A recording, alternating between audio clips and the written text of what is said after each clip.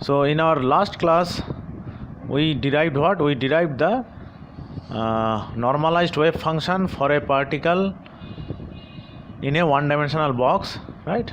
That was our this one, and also the expression for energies, right? Now let us write down this expression for energy again and see what are the salient features, right? Now these terms you should always remember it, that what is n is in integers except 0, so 1 2 3 all these things, and h is Planck's constant, m is the mass of the particle, and l is the space in which it is confined. Okay, now see, if we put different values of n, what we get? Suppose I draw this one-dimensional box again. Okay, so this is x equals to 0, x equals to L, and then that in this direction this is energy. Okay, so this is increasing in energy, it is 0 here, E equals to is 0 in the here, and it is increasing as we go up. Okay, now what is the lowest possible energy possible? So E1 means when we put n equals to 1, we have 1 square L square. Okay, similarly E2 will have 8m L square, right?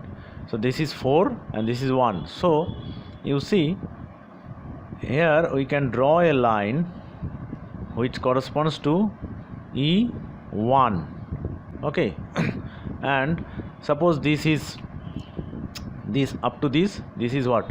This is h square by 8m L square.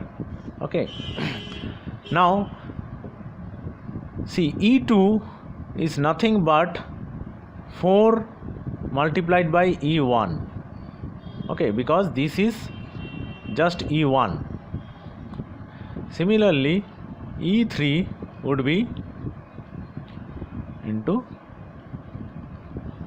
that is 9E1. E4 would be 16E1. Now see, if this much is 1 unit of this energy E1, right, then you can roughly say that 4E1 would be somewhere here. Okay, so this will be E2, and 9E1 would be somewhere up here, right? So say E3, and the way I have drawn it is my fault, that I cannot draw the E4 here, right? But you can easily imagine that they are going up. See, now that means in this place what is happening? These places there is no energy level, right? See, the concept of quantization we are getting from this expression only, right? You cannot have, that means if a particle is confined in a small space, right, it cannot have any value of energy. Energy is quantized, right? And this n is the corresponding quantum number.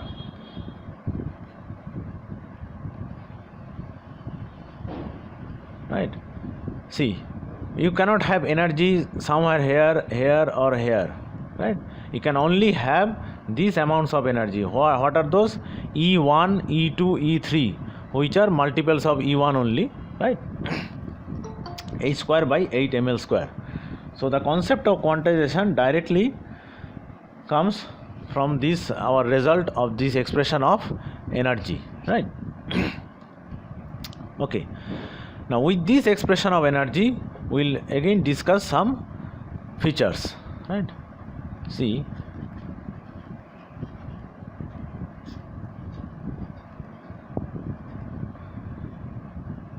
now if you can see it here, these lines are straight, right?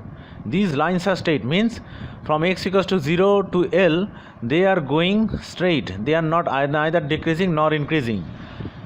This shows what? This actually is a result from this expression. This, see, this expression is free of x. In the right hand side there is no expression for x. That means this energy is independent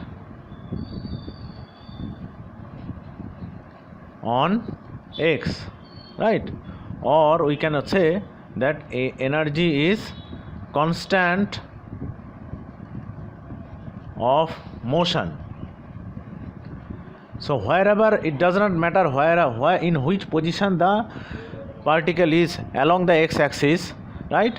Wherever it is, it may be near 0 or it may be near L or it may be at the midpoint.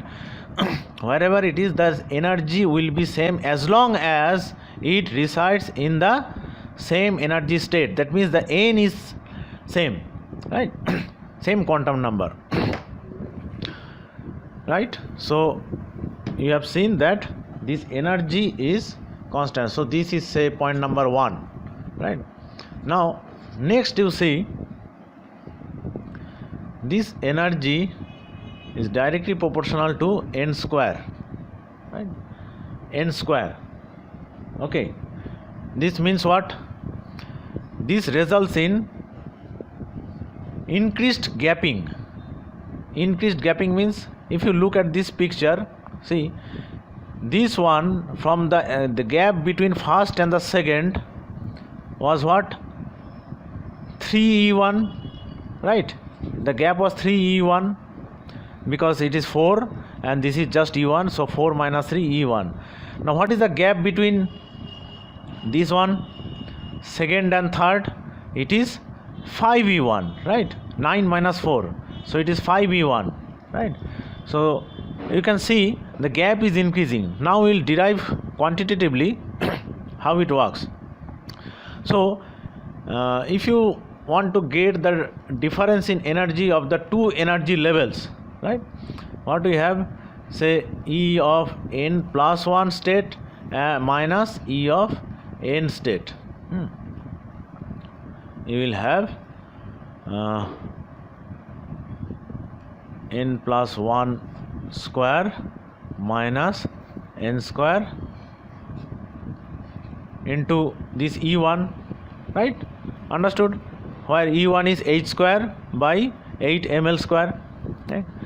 And if you simplify it, what you will get? You will get n square will cancel out, so 2n plus 1 E1, right? 2n plus 1. Therefore, see, this mathematical statement will show you that as the n is increased, the gap also increases. So it's clearly, if you put from, say, n 1 to 2, so if you put n equals to 1, that means the gap is 3e1. Now if you put n2, then the gap will be 5e1. If you put n3, then the gap will be 7e1. That means as you are going up, right, this gap continues to increase, right? This gap continues to increase.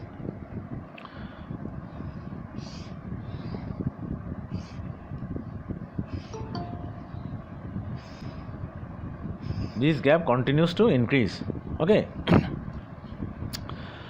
One more point is that, see, energy is proportional to 1 by L square, right? And also 1 upon m, right? So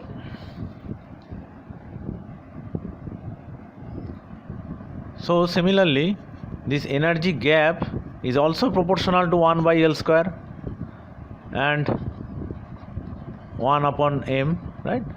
So they are inversely proportional to both the length of the box and mass of the particle, right? Suppose I have a box, say, length L1, and another box double its length, say L2, right? A bigger one. then see the energy gapping, if it's like this here, then this gap will be smaller in case of L2, right? If you get a even more larger box, then it will be even smaller, right? It will close down, the gaps will close down, right? Same will be the case with if you increase the mass. If you also increase the mass, the gaps will close down, the gaps will close down. What does this mean?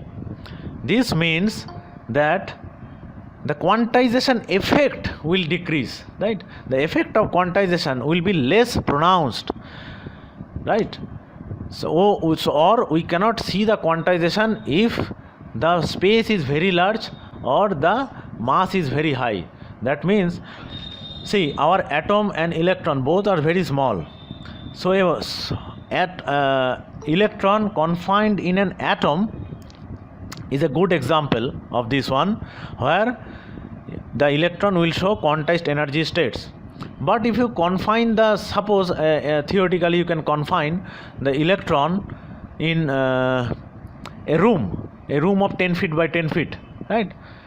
Then what you will see, this is so large, L is so large compared to these energy states, right? It will actually very close to each other, the lines will be very close to each other, there will be lines, but practically what we will see, practically we will see that the energy is continuous, right? So the quantization is vanishing, there is no quantization. On the other hand, if you increase the mass, right, if it is a very heavy particle, then also we cannot see the quantization. We have already seen it from de Broglie's equation or Heisenberg's uncertainty principle, that it is insignificant for larger particles, that the wavelength. We also see it here, that when you increase the mass or increase the containment zone, right, then we see that the quantization is vanishing, right? Okay, now this was about this energy, right? Now let us go to the wave itself. See, if you remember, our normalized wave function, right, was 2 by L sine of n pi x, right, n pi x by L. Okay, now this was our normalized wave function, right? Now as we have seen, what we have actually modeled our this particle in a box as a string, right? It is again confined. We have seen that the potential there is infinity, potential inside is 0, right? What it is? It is almost as if a string is fixed at two ends, right, which is the length of the box, right? Right? So the string is fixed at x equals to 0 and x equals to L, and you are vibrating it, right? The concept is like that. Now from acoustics, right, from the sound chapter in your plus 2 level, you know that if you have a string like this, the lambda is given by what?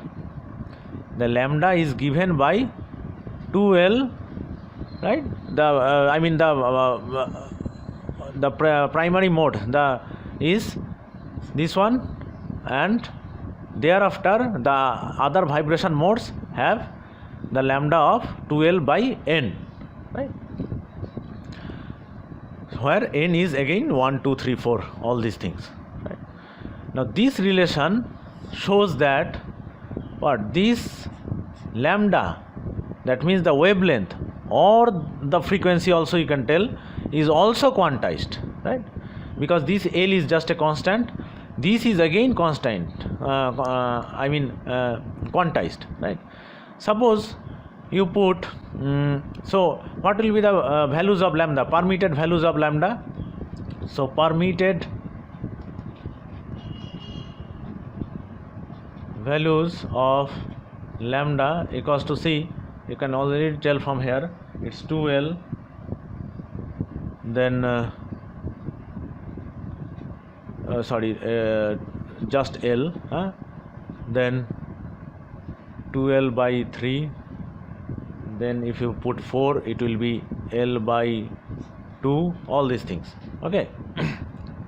So you just cannot have any values, lambda should be this one, so it should be 2L by n, right? Or in other words, more easily you can say that if lambda equals to 2L by n, then L equals to what? L equals to n by 2 into lambda, right? This means what? L by 2, n by 2 into lambda equals to L. This means that vibration should be such that integral of half of wavelength, L by 2, lambda by 2, sorry, lambda by 2 is half of wavelength, integral multiple, so it is n, integral multiple of lambda by 2, that is half wavelength, should exactly fit in the box, isn't it? So it will exactly fit in the box. Let us see it pictographically, right? Suppose okay, let me draw just one box again. Okay, so suppose, say, this is the energy E1 state, this is our energy E2 state. My drawing may not be in proportions, right, but E3, and suppose this is E4. Okay, so we have 4 states. You can go along, it will be similar kind of thing. Okay, now if you put n equals to, so we have L equals to n, or sorry this lambda equals to, here lambda equals to 2L by n. Now if you put n1 means this E1, n1 will be what? That means lambda equals to twice L. Remember, lambda equals to twice L. That means, and now this is our L, as you know. That means in L there will be only half of the wavelength. So our vibration will be look like this, right? So only half of the vibration will be contained in one of the wavelength. Now if you put if you put 2, right, the next level, n equals to 2, then lambda becomes L, the lambda becomes L. So for clarity, let me put the midpoint, right? Suppose this is the midpoint, suppose this line is the midpoint, right? L by 2, this one, this point. Okay, that means the wave of n equals to 2 will look like this. Okay, now if you put n equals to 3, if n equals to 3, then what you have? Then lambda equals to 2/3 of L. 2/3 of L, that means you are completing it here. 2/3 of the wave is completed. Okay, so lambda will be like this. Again, if you put n equals to 4, then lambda will be L by 2. That means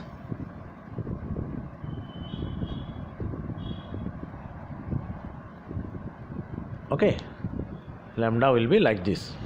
Okay, so as you go along, you see, as you are going high, what is happening? The lambda is decreasing. Of course it will decrease because energy is increasing, that means frequency is increasing, and lambda is decreasing, that means frequency is increasing, means as you go higher the energy level, the particle is vibrating faster. Okay, that means. Okay, now from this picture, see, there is an interesting point to note. if you just look at the symmetry, right? Symmetry means, see, I have put a line of L by 2. Suppose this is a mirror, right? If you consider this a mirror, is the left hand side equal to right hand side?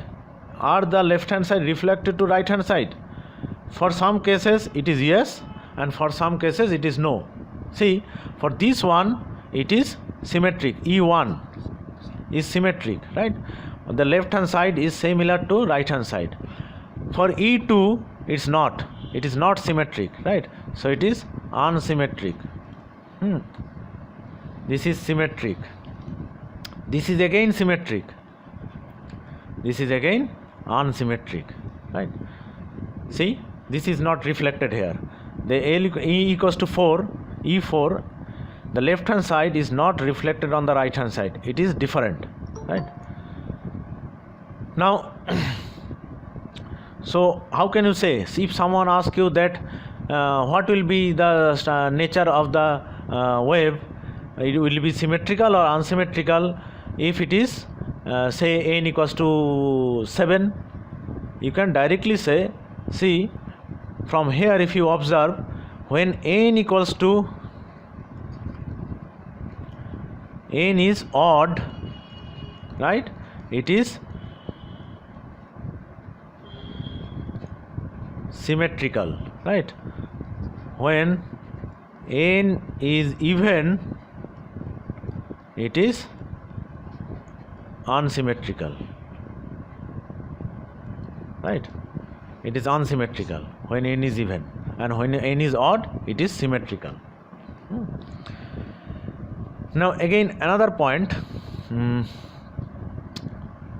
see the nodes, right? One important point is nodes, right?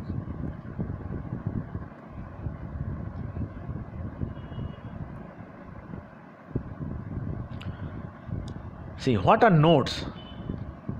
Now nodes is a concept we will encounter in atomic orbitals also, right?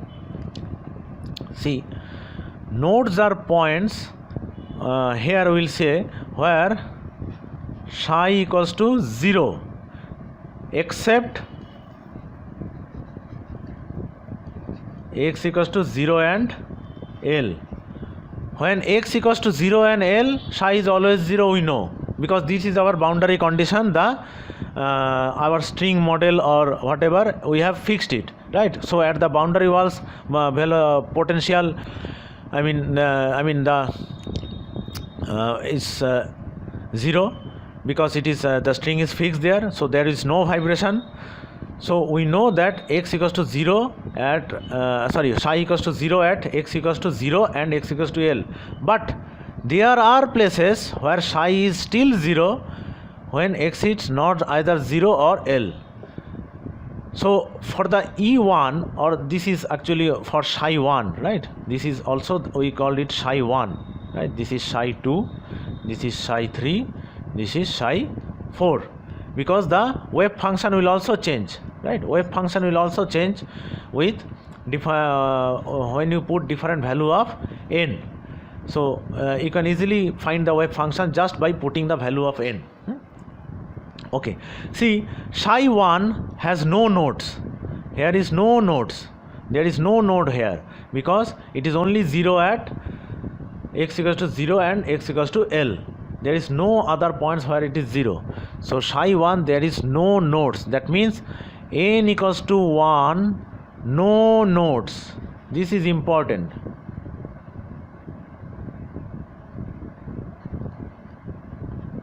No nodes, right? N equals to 1. For n equals to 2, that is psi 2, there is a point, one more point where psi equals to 0 other than this 0 and L, right?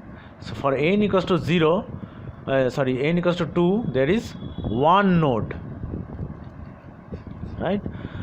For equals to n equals to 3, you see there is 2 node, and for n equals to 4, there are 3 nodes, right? So as you go up, the number of nodes are increasing, and the general formula is nodes number of nodes equals to n minus 1, right?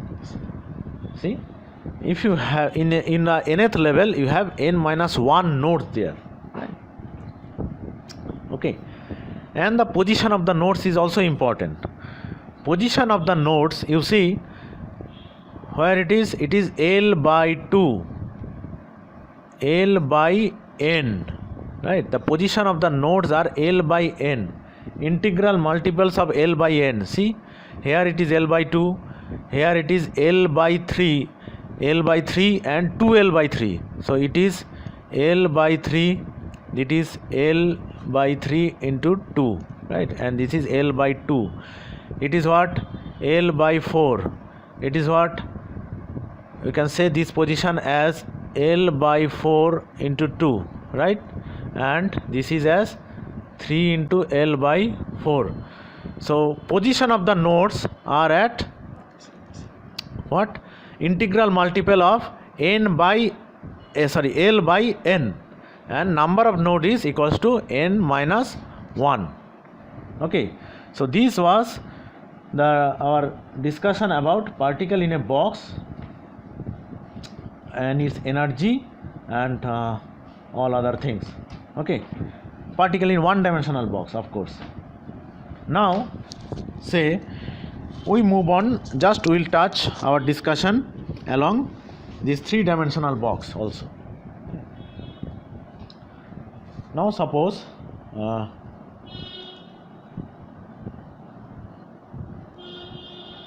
we have a three-dimensional box, right? We have a three-dimensional box. Then we will find a general solution for it. Okay, see, we do not have to do all these integrations and all these we do not have to solve the differential equation again. It's already done. We'll use the value for this our what is our one-dimensional box in the three-dimensional box itself. Now just we'll write the 3D equation once again. If you remember, I will write the Hamiltonian form, right? So d square psi x square plus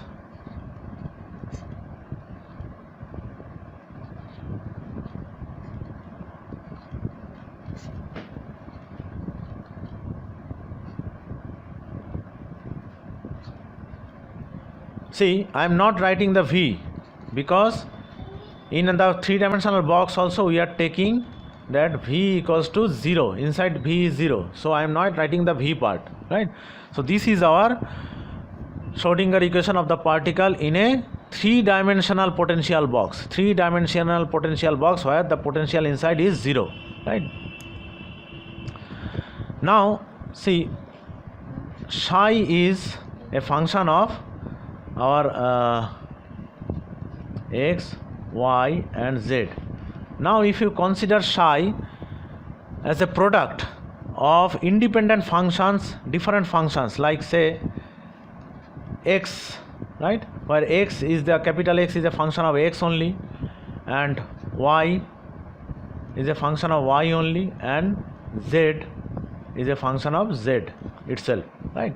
Then sorry, okay, now if you put this in place of this psi here in this equation in both cases and divide both sides by psi, this one, divide both sides also from by this one, right? Then what we'll have? We'll have, see, by 8 pi square m. Now we can write the derivatives by, I am just writing x in place of this this one, right? So here x equals to, I am just writing directly here. Okay, so why I am writing it here? You see, this is what the psi was here. Now with respect to x, this y and z were constants, so it came out, and you are dividing it by x, y, z, so the z and y cancels out, only thing left in the denominator is x, right? So that's how we are getting it. Plus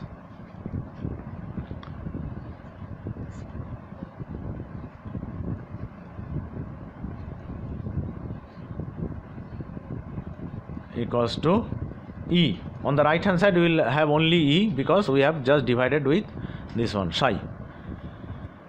Okay, now you see on the left hand side what we can write.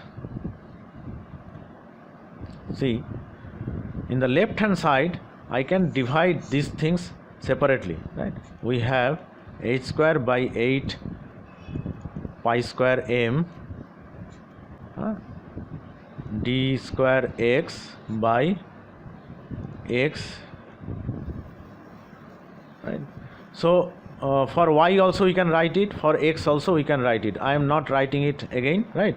So say for y and say for z we are writing it, right? Now on the right hand side we have, it is e, right? Now see this structure, isn't it similar to the wave function of the one dimensional box? Yes, with an exception of here, right? Our function is here. Now this, what is the value of this one? This is again a Hamiltonian except this one. Now suppose we have this one as, we can write 8 pi square m d square x by d x square. It has some value, say it has e x into x. This is nothing but the equation, Schrodinger equation in the Hamiltonian form for particle in one dimension, right? In place of psi there is x, right? And what is it giving? It is also giving the energy component in x direction, right? So by comparing this we can write that ex plus ey plus ez will have it as e, right? If you do it separately you can find it out. Okay, so this is the energy, total energy of the particle in a three-dimensional box, where Ez, Ey and Ex are the components in the three directions. Okay, now we have got the energy, but we have to write down the expression also, right? Now see, what is X then? We have seen that this is the equation for Schrodinger equation in one dimension along x-axis.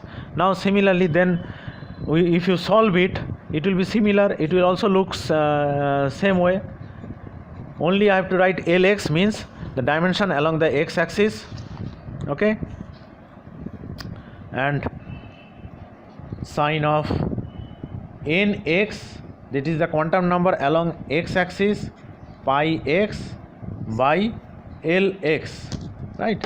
Lx.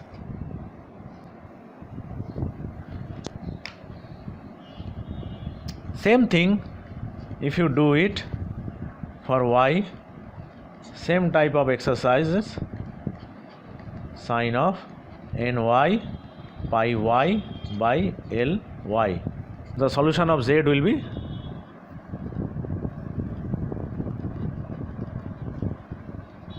nz pi z by Lz. Okay, now then what will be the normalized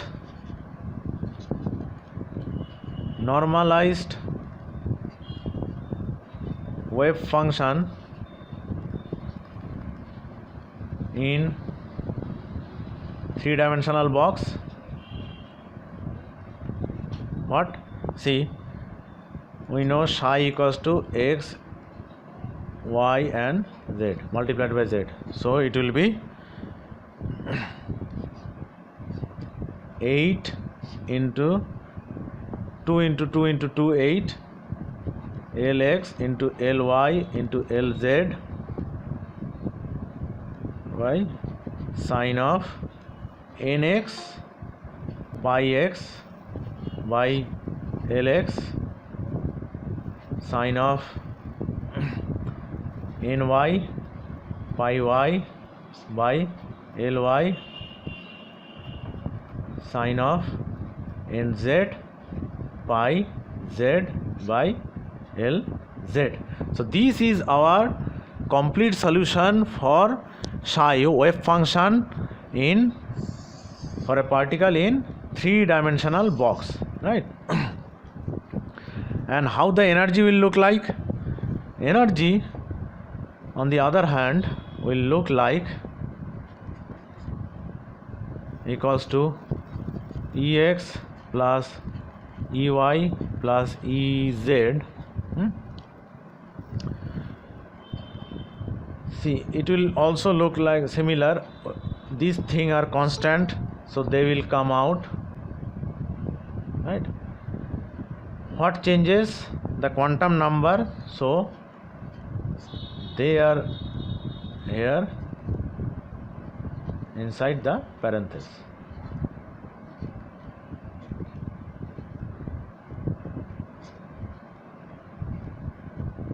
Okay, so this is our energy. Now, as you have stated that what if it is a cube, right? So a special case when Lx equals to Ly equals to Lz, that is cube, right? If the three-dimensional box is a cube, then our psi actually becomes L cube, right? Sine of nx pi x by L sine of ny pi y by L sine of nz pi z by L, and energy expression becomes what? H square by 8 ml square into nx square plus ny square plus nz square, right? This is our energy expression for in three-dimensional box and this is our three-dimensional cubic box, and this is our normalized wave function in cubic box. So these are for cubic boxes.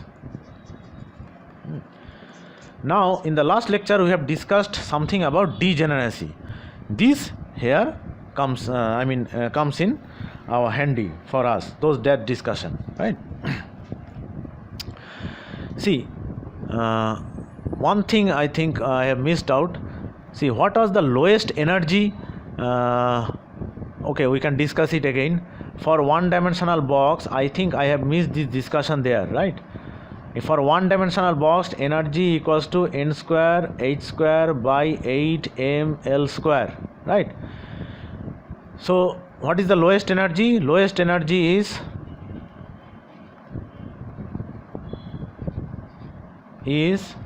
for n equals to 1, that is E1 h square by 8 ml square. This is the E1, right? We have already calculated, but I have not mentioned it.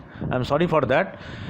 This energy, which is the lowest possible, see, the lowest possible energy is not 0. This is the lowest possible energy and it has some value, finite value.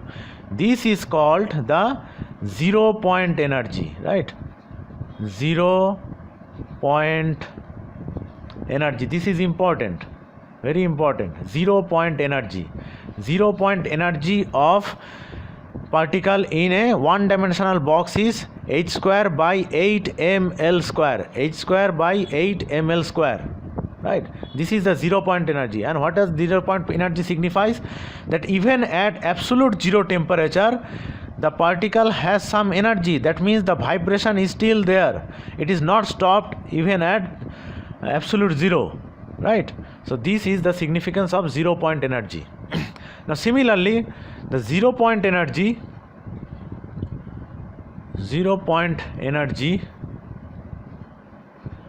for cubic box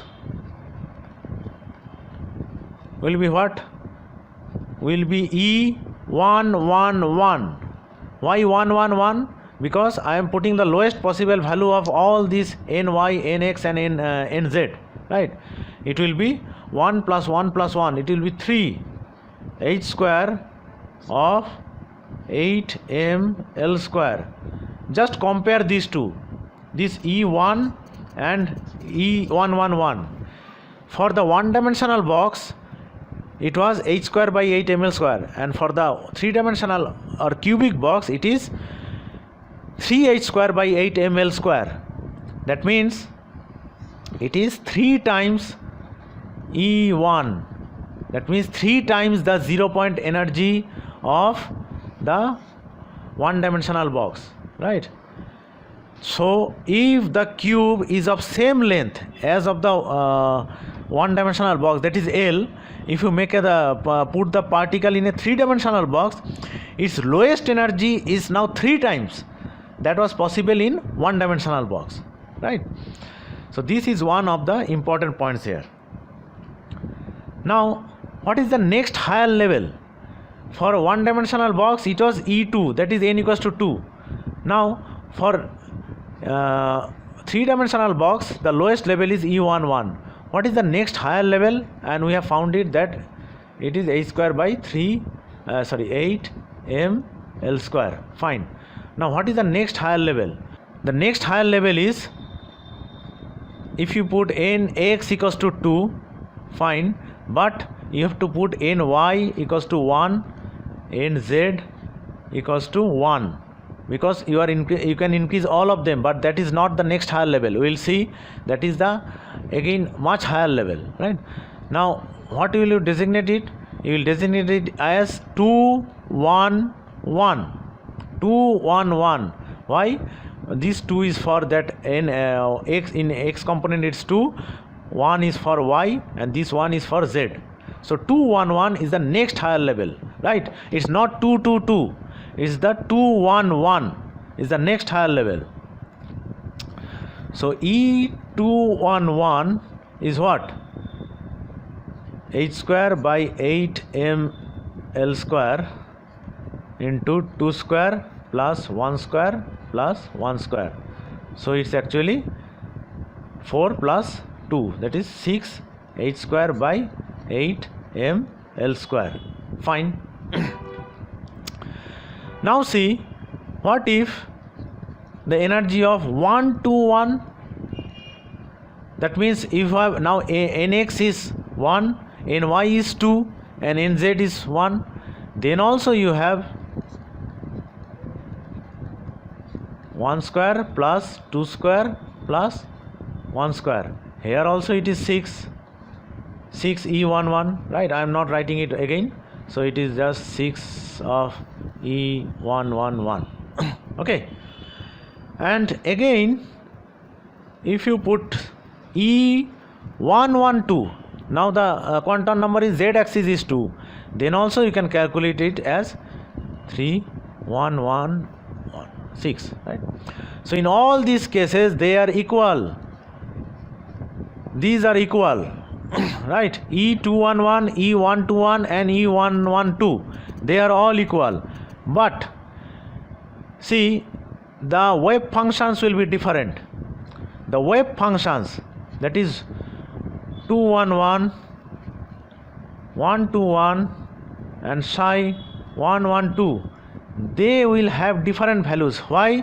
See, for one you will put nx equals to 1, from the other you will put nx equals to 2, for the other you will put ny equals to 2, for another you will put nz equals to 2. So that means they are not equal, right? They are not equal, these are not same. this psi 211 is not same as psi 121 or psi 112, but the corresponding energies are same. That is a case of what we call degeneracy. That means they are degenerate. Now if you draw these energy states for a 3 dimension, right? Sorry for that slanting, right? So if it is the E11 state, E111 state is this one, then you have 6 times the E1, sorry, it is not 6, right? It is not 6. This will not be 6, this will be 2, because E11 itself is 3, so it will be 2 here, right?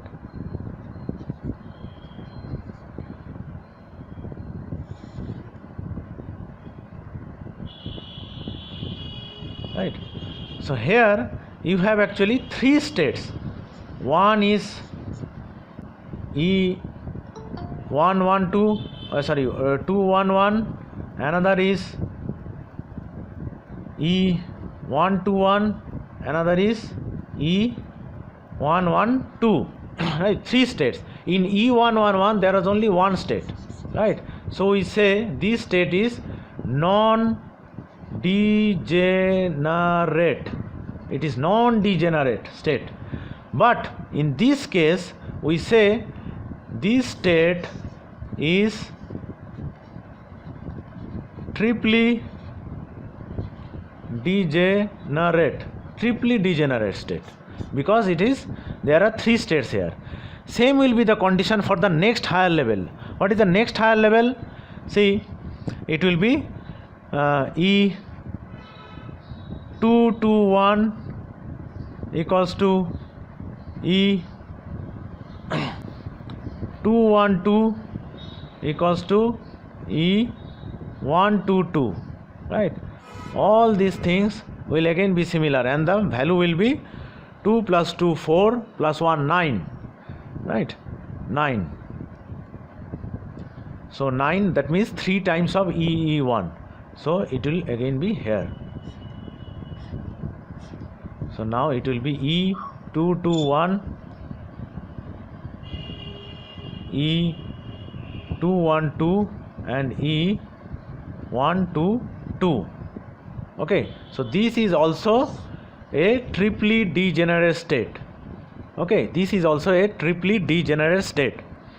But the next higher level, where all of them are 2, the next higher level is E22. There is no other possibility. So next higher level is again a non-degenerate state. This is again a non-degenerate state, right? This is again a non-degenerate state. This E222. Okay, so here we find an application of the concept of degeneracy in the cubic 3-dimensional box. Okay, now we can go on further in calculating. This will be a trivial exercise. We will not do this here. We will now move on to an application of this 1-dimensional model. Then what is in your syllabus, we will do that. Application of this 1-dimensional model. Right. See, suppose I write this one. If you have 4 hydrogens in these bonds, we know this is called ethylene, right? Now in place of hydrogen, if I extend it, we now have 1,3-butadiene. Now I can extend it in another direction also, right? Now you have 1,3,5-hexatriene, right? Now if you go on extending it, then you have alternating double and single bonds. What are these called? These are conjugated polyenes. These are called polyenes, and they serve as a very good example of this one dimensional model. Why? See, one of the here are double bonds, so one of them is sigma bond and on the other is pi bonds, right? We know that pi electrons are loosely bound and they are labile, right? And see, they can move, they can take part in conjugation, right? Conjugated dienes. So you have drawn structures like this in organic chemistry, right? And similarly you can do it for others also. It means what? When you are showing the arrow, the direction of the arrow shows the movement of the electrons. What type of electrons? The pi electrons. The pi electron, not the sigma electrons, the pi electrons, right? The pi electrons can move here and there. Here and there means, see, from this end to this end. That means as if this electron is bound between two terminals and here they are fixed, right? All of them can move inside it freely, but they are fixed here. So this serves as a model for this one dimensional box wherein the electrons can move. And how many electrons we have here? We have how many? 4 pi bonds. We have 4 pi bonds. So 4 pi bonds means 8 pi electrons is here, right? So there are 8 pi electrons. Now let us draw the structure here. I mean structure, not the structure, sorry, the energy diagram. So it is the, say, E1, E2 will be higher here. I have done the same mistake again. Sorry, forget about the spacing, right? The spacing is not equal, the spacing should be different, is increasing, but I have to draw at least E5. So E5 and say this is E6. So this is are the energy states. Now by Hund's rule we know in one energy state there can be maximum of 2 electrons can reside together, right? So there are 8 pi electrons. So these pi electrons can be modeled to be inside a one dimensional box of length of this molecule. The length is the length of this molecule itself, right? The length, and there are several energy states and they are arranged. There are 8 electrons, right? So by Hund's rule we can first fill up the lowest possible, then we go on here 6 and then this one. So up to E4 is occupied, right? So this is the highest occupied and this is the lowest unoccupied. So okay, so this is the highest occupied and this is the lowest unoccupied. Now this structure is for the ground state, that means it is in not excited. Now if somehow you excite one of the electrons, you give supply some energy, and that energy is, say, this energy gap, right? What you will do, this is the highest energy electron here possible in the E4 state. It can go up here, right? An electron can reside here, right? Okay, so that energy will, how much energy it will absorb? It will absorb an energy that equivalents to this energy gap exactly, right? And after it has occupied, suppose you excite the molecule and leave it, what will happen? This electron will again come down here. When it comes down here, it will emit that energy, emit that del energy, right? This delta energy is what? H nu. Some frequency will be there. Some frequency means what? C by lambda. So we can find the lambda also here, right? This emitted energy is in the form of light, right? Now if the frequency is in the UV region, then we cannot see any color of this molecule, it will be colorless. But if this frequency or the lambda, whatever you call it, it is in the visible region, then you can see the color, right? So you see, ethylene is colorless, butene is colorless, hexene is also colorless, tetraene is also colorless, but beta carotene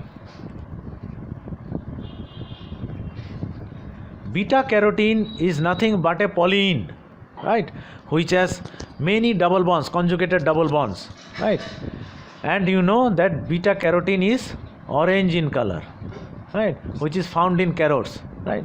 So in beet roots also it is there, it is, right? Lycopene in tomatoes, right? These are all polyenes. And why are they colored? This is explained, can be explained by our one-dimensional model, right? And we can also calculate the wavelength of this. So in beta carotene or lycopene, you can find the number of pi electrons there, right? The number of double bond, it will be given.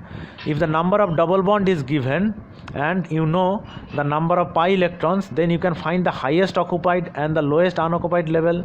That means you can find the delta E.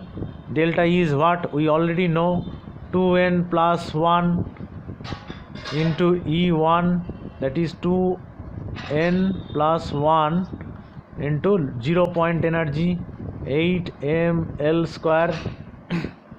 Now this is what delta energy is equals to H into C by lambda, right? So here everything is known. This is the velocity of light, this is Planck constant, this will length is the length of the box, is the length of the molecule, that will be given. The bond length, if you add up the bond length you will get it. Mass is the mass of electron, H is again the Planck's constant here, so 1 H will be cancel out from here, right? 8 is 8, and you can just put n here. What will be n here? In this case n will be 4, because it is the highest occupied. From n to n5 we are calculating, so n will be 4 here. For beta carotene, I exactly do not remember now what is the number of double bonds there. Suppose say there is 12, right? 12 double bond is there, right? So if there are 12 double bonds, right, so there is highest occupied level will also be n equals to 12, so you have to put 12 here, right? And correspondingly you can find this lambda, and you will see that it falls in the visible region and corresponds to the orange color. Okay, so this is one of the application of this one-dimensional model. With this we come to the end of today's lecture. We